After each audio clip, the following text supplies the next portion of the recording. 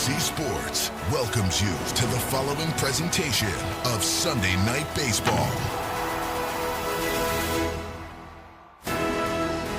Sunday Night Baseball has hit Detroit, Michigan. Comerica Park has hosted playoff games each of the last 2 seasons, and the expectation is to have more this October. Riley Green leading an offense that has come to life in 2 games here at home. For the visitors, Jordan Walker and the Cardinals. They're trying to avoid the sweep tonight. It is Sunday Night Baseball, live from Detroit. And with that, we say hello. So glad you're with us for Sunday Night Baseball. I am Ahmed Fareed with Dexter Fowler and Pause as well. Always welcome on the pregame show. You can stick around for the whole thing if you want. They're happy because their offense has come to life. Cardinals, though, Dex, it's a little bit different story for the team that you played for 4 years. You've walked around the clubhouse a little bit. Anyone familiar from your time 6 years ago? You know what? Who's familiar are the coaches. That's about it. Everybody else is they're young. They're young, and the youth here, you see them coming up. We talk about the Cardinal way. They look like the Cardinals, and they're finding their way. Yeah, sure. Well, they're going to have to figure it out with a young crew, youngest team in Major League Baseball, haven't made the playoffs since 2022. So what is the state of the team? I know they don't like to say the word rebuilding, but isn't that what this is? That is. You know, when you go in a Cardinals clubhouse, you're used to seeing the young guys and a good mix of veterans. There's no veterans in there now. And these guys are, it's almost a learning on the go. Yeah, we haven't seen a team since 1999. It was the Marlins that entered a year without a former All-Star. Cardinals did that this year. So that is the Cardinal side of things. There is a familiar face with the Detroit Tigers. That is Justin Verlander, the 43-year-old, back with Detroit. He was supposed to pitch tonight on Sunday Night Baseball, but went on the IL because of a hip injury. So enter Kader Montero's been with the franchise for quite a while, gets the spot start. We welcome in Adam Ottavino, who is our inside the pitch analyst. Adam, this is specifically his role coming into the year, and now here we see it in the first series at home. 4 weeks ago, we saw Kader Montero get a big opportunity and start the semifinal game of the World Baseball Classic for his native Venezuela versus my team, Team Italia. And he did a pretty nice job. They ended up taking us down, making it to the final. And tonight, there's a new opportunity. He gets to replace the future Hall of Famer Justin Verlander in the Tigers rotation. He's been a big contributor to the last 2 years, and he's looking to build on that tonight. All right, speaking of building on, a great start for the rookies on either side. You have J.J. Weatherholt, you have Kevin McGonigal for the Tigers. Adam, what's going on with your pitching brethren? Why can't they get these rookies out? Well, these rookies have been built in a lab preparing to hit against these pitchers their whole lives. They come up, they have excellent hit tools, they use the entire field, and they have a little bit of pop on top of that. So it's been really cool to watch this crop of rookies, and these two are leading the way. All right, Adam, looking forward to you in the game, but before I let you go, do you remember what you were doing a year ago? Do you have any idea, any recollection? Yeah, I was in a very similar situation here in Comerica Park pitching my last game in the big leagues. There you go. Snow game. I was cold, but hey, every day in the big leagues is a gift, and I wanted to take advantage of that. Ryan Kreidler, was that your last ever Major League batter? Well, I actually finished it on a walk to Kerry Carpenter, unfortunately. But we got a strikeout in there. Well, I shouldn't have brought that up. I should not have brought that up. That was a year ago tomorrow. Adam now back here as an analyst. What a crazy, crazy world we live in. All right, we'll see Adam during the game. This is what we've seen in this park the last couple days. Home debut. Framber Valdez, man, he dealt for Detroit. Oh, Framber doing Framber things, throwing a shutty, keeping the ball on the ground and in the park.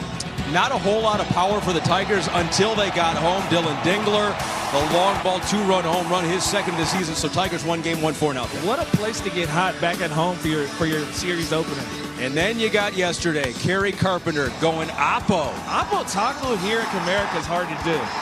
So 1-0 right away. 5th inning, the Cardinals were down 7-2, but they got a guy who can go yard as well, and that's Jordan Walker with the grand slam. Grand slam, ATL boy, and that left in a heartbeat.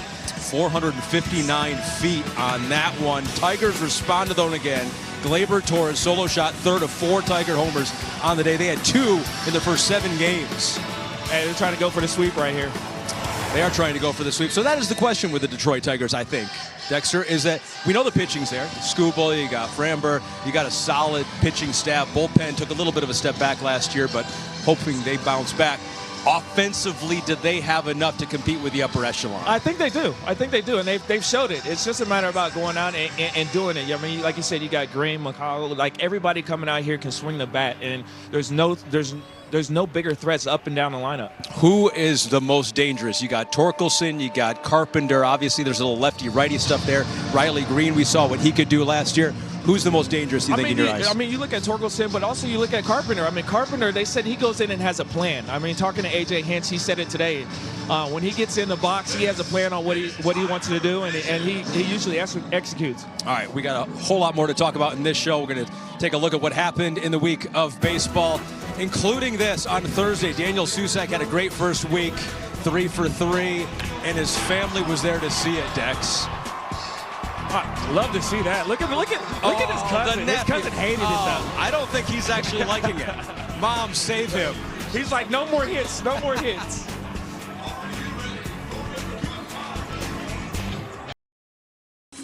Welcome to Sunday Night Baseball on Peacock, presented by Capital One. The home of the Tigers since 2000, when they hopped over from Old Tiger Stadium, and 2 World Series combatants 3 times in their history, 2 anchor franchises, the Cardinals and the Tigers, as Detroit looks for a sweep in the series. So glad to have you along once again. Jason Benetti with 2 guys who know their teams as well as anybody. 2 guys that played in the World Series. Brad Thompson, former pitcher for the Cardinals. Andy Dirks, former Tigers outfielder. And we'll start with you, Andy. This Tigers offense had 1 home run in the opening road trip, and then suddenly 4 yesterday. Yeah, there's 2 reasons. One, they start on the West Coast. You start on the road, you're not at home. They get back to home, they feel very comfortable in this ballpark, in front of your home fans, in your own clubhouse. Also, they hit a lot of balls hard that didn't leave the yard. Colt Keith had a couple of the hardest hit balls in all of baseball that didn't leave on the road trip. Yesterday, 3 oppo bombs, 1 pole side bomb. They're looking to do it again today. Why are you trying to make Brad smile at that? His team got beat by those oppo bombs. Look, Dexter was talking about it in the pregame, Brad.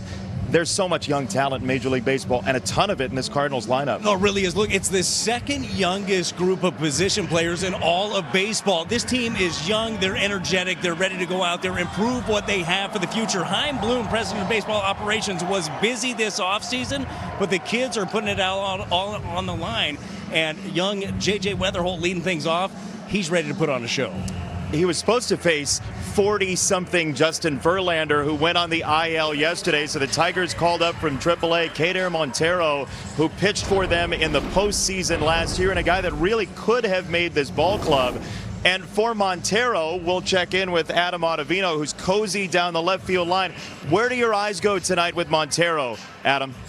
AJ talked a little bit in our meeting about Montero pitching with a lot of emotion. That's kind of where my head goes right away here. This is a big opportunity for him. He's sick of being that depth starter, the 6th starter. He wants to put the foot down here. I'm one of the guys in this rotation. He's come in this year with more velocity he showed in spring training. He pitches off 2 fastballs, a 4-seamer and a sinker. Also mixes in a curveball, slider, and changeup. Threw a few cutters as well in spring training. We'll see if that comes into play today. But the bottom line for him is he needs to miss more bats. He does a great job competing in the zone, but if he can add some strikeouts to his game, he can make the leap this season. And he will face that young talent at the top of the card very quickly. Starting lineup for the Cardinal, presented by Capital One. St. Louis goes with this lineup, including Weatherholt at the top of the card. Very quickly got his first Major League home run.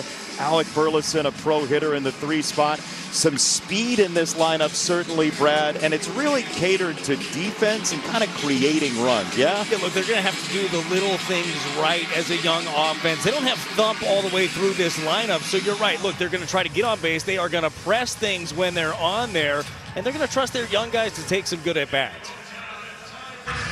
You see the young guy for the Tigers, a 21-year-old Kevin McGonigal. Andy Dirks, he's part of this Tigers defense. What stands out for you defensively for Detroit? The defense has been really, really good up until last year. Even the outfield defense is spectacular, and you'll see them mix and match players throughout the course of this game. Infield defense this series is really good.